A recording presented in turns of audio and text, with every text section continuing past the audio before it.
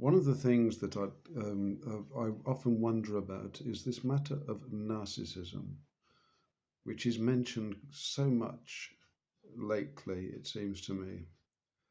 And everybody seems to have a narcissist somewhere in their life, or several of them, and there are these narcissists, and it's terrible, and so on and so forth.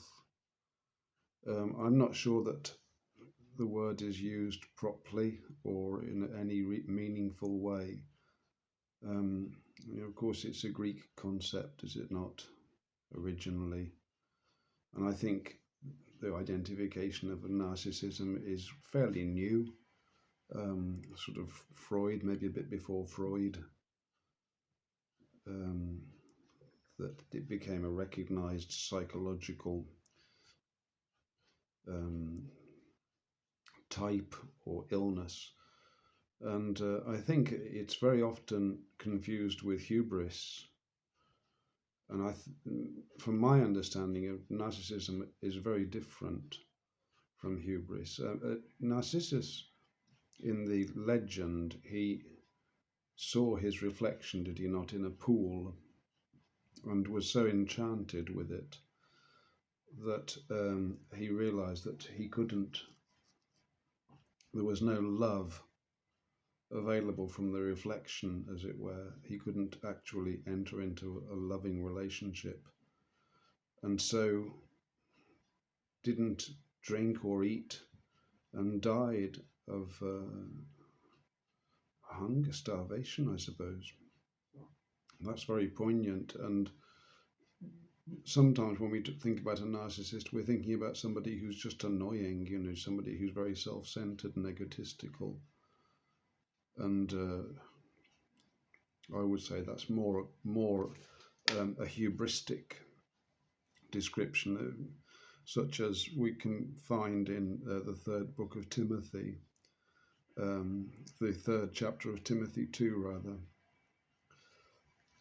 describing perilous times shall come, and men shall be lovers of their own selves, covetous, boasters, proud, blasphemers, disobedient to parents, unthankful, unholy, without natural affection, truce breakers, false accusers, incontinent, fierce, despisers of those that are good, traitors, heady, high-minded, lovers of pleasures, more than lovers of God.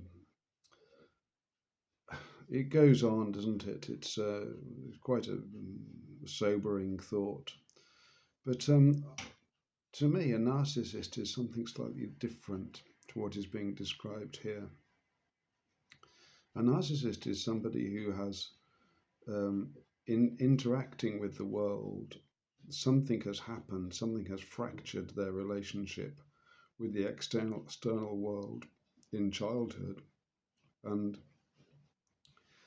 they've created they've created a mask behind which they conceal themselves, and then so that they can control the mask, as it were. They've moved away from a direct, authentic relationship with the world, and they've become manipulators of the mask that they are attempting to project, and successfully, I guess, which is quite often and it's acting, really. So it's a polished mask. People that get good at it, they can be charismatic. And then of the people that are being invited to react to it, as it were. So the narcissistic trait is this idea of supply and controlling people who will validate the authenticity of the mask that one is projecting. And that's a very sad case, because a person who's in that situation, very at a very complete level, really is no longer is not really alive. One of the problems with narcissism from a therapeutic standpoint is that it's impossible really to interact with a narcissist, because they use other people always to build up their own defenses Um, they're never empathic and spontaneous, and it's impossible to get past these defenses unless the narcissist relinquishes, but that doesn't seem to happen. So really, they're sort of walking the walking dead in a certain manner of speaking, and it's very sad, and they're unfeeling and cold and manipulative and all these things because that's the only way that they know how to interact with the world. And in the Bible, I think there are probably some examples of people who display traits of narcissism. After David's sin, of course, his family is turned against him, and he has a son, Amnon, who seduces his daughter. They will be half siblings, different mothers, of course, but nonetheless, it is quite a wicked thing. Forces himself on her, in actual fact, Tamar. And this, to me, speaks of, well, probably more narcissism than hubris, because it's such a terrible thing to do, is it not? And unable to deny gratification. The narcissist, as it were, the projected person becomes all important and must have the things that are appointed unto it. It's a persona, really. It's an altar. It's not a real person. And then Absalom is another character in the Bible who's sometimes described as being narcissistic. Again, maybe hubristic is more accurate. I don't know how much these people suffered from deep personality flaws. Ahab is another one that comes to mind with his strange behavior when he was denied the Naboth's vineyard and lying on his couch and facing the wall. That's quite a narcissistic sort of behavior trait. But yes, it occurs to me that we have to be careful, throwing these terms about, of course, because if we want to find a narcissist, sometimes really we only have to look in the mirror, don't we? So there'll be degrees of narcissism. We project, we all attempt to project some kind of an image, I suppose. And so, I'm not really keen on this labeling that's going on quite a lot at the moment. But it is undeniable that there are people who have those traits, sometimes very strongly. And it's very sad, it's very difficult, or it's impossible, in fact, to actually form a relationship with those people. They remain outside of the relationship somehow. They create rules in the relationship whereby it doesn't somehow apply to them. And you see, you can't have a relationship with somebody like if you do that, because you are not vulnerable. Vulnerability is essential to have a human relationship. You have to allow yourself, you have to bare your soul to some extent and allow yourself to be wounded. And for somebody who suffers from this particular disorder, I think that's the idea is absolutely intolerable. And empathy is the other thing. Empathy is the narcissism killer, as it were. And we all suffer from lack of empathy from time to time. It's not something which anybody's got a particular monopoly on. But empathy, the first absence of empathy is when we cease to have empathy for ourselves. This is the initial problem. This is what creates the narcissist ultimately. The narcissist has been wounded as a child through some just ordinary family relationships somehow can leave children with without the necessary without the things they need to live and to grow and to develop. And so they defend themselves, they build forts, they build armor around their heart, around their soul, thinking that they can protect themselves, and in actual fact they build prisons, and then they try to control the world from the prison, and using primitive means rather than authenticity and being in the present and reaching out in empathy. So the way to overcome narcissism is through empathy, and it can't be taught to a narcissist, but if somebody feels that they might have those kinds of traits, certainly empathy for oneself is a very good starting point, and going back in time as far as possible, because the empathy was cut off as a child, and you just have to kind of learn to love yourself and your authentic self as far as possible. I think that's a very valuable exercise to counter these sorts of illnesses. And it also, I think there's evidence that aging will improve narcissism to some extent. People might ultimately, there'll be chinks in the armor, because of course the body ages and the mind ages, and we no longer have the resources. It's a huge effort to build this kind of cinema set and to live within it.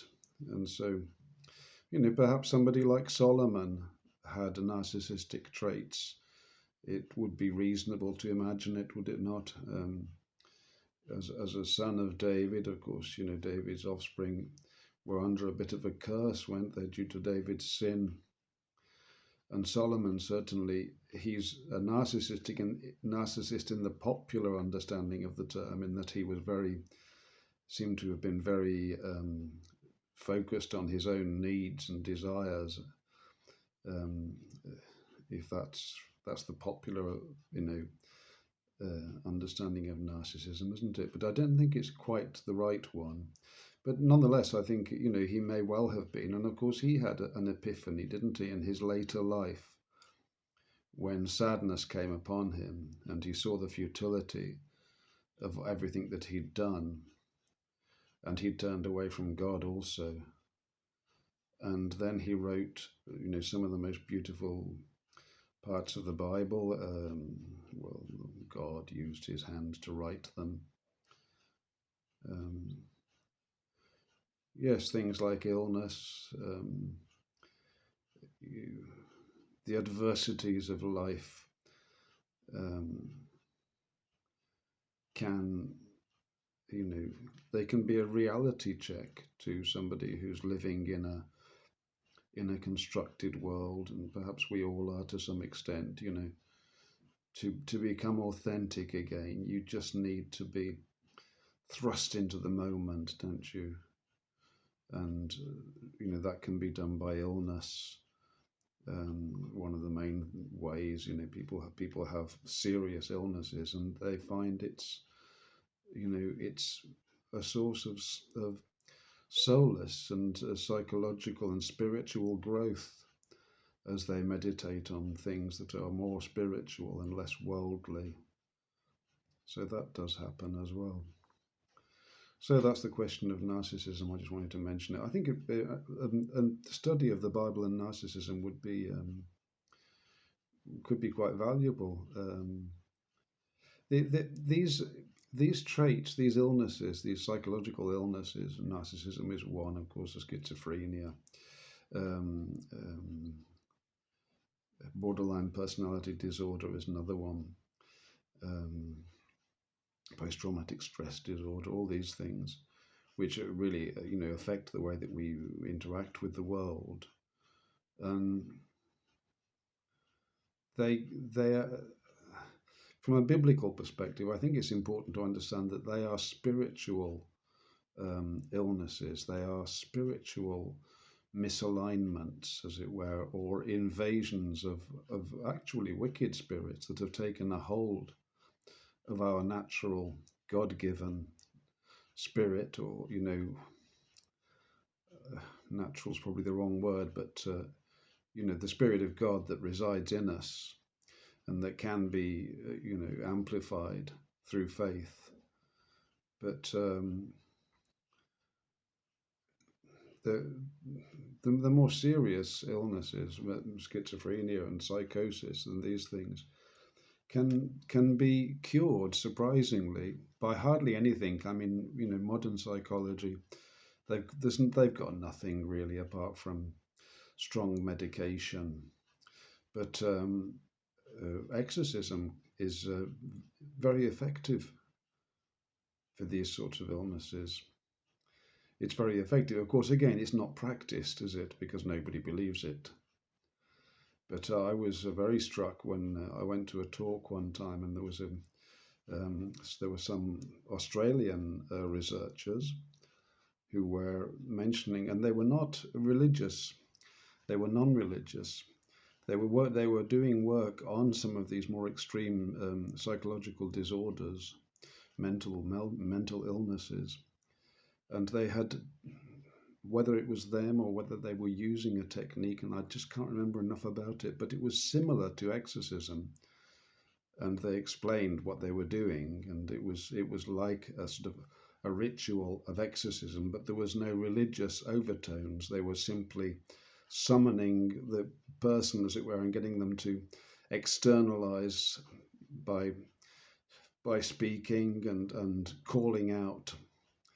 And yet they were secular. It was very odd, but they had such tremendous success in cases of people who had intractable illnesses. And I believe they even came to the point where they were getting funding from the Australian government. I mean, this is many years ago. I don't know. I'm only half remembering this, but it really struck a chord with me because, of course, in the Bible, the people who have familiar spirits, people who are under a bondage of madness, or have wicked spirits upon them, those spirits can be opposed by the words of the Bible, and the people can be healed. It's not always a simple matter, but certainly there's many cases of healing of spiritual bondage. So I suspect that many of our modern illnesses, which the psychologists and the psychotherapists sit on their couches and rub their beards and so on and so forth, really, they're spiritual bondages. And so, it is by appealing to the spirit world that we can help people who are suffering from them through prayer also. But probably a direct prayer over the person would be really ideal. And I would also say laying on of hands, and anointing with oil, these sorts of things. I think they are potentially very, very powerful. Just my thoughts on the matter. God bless.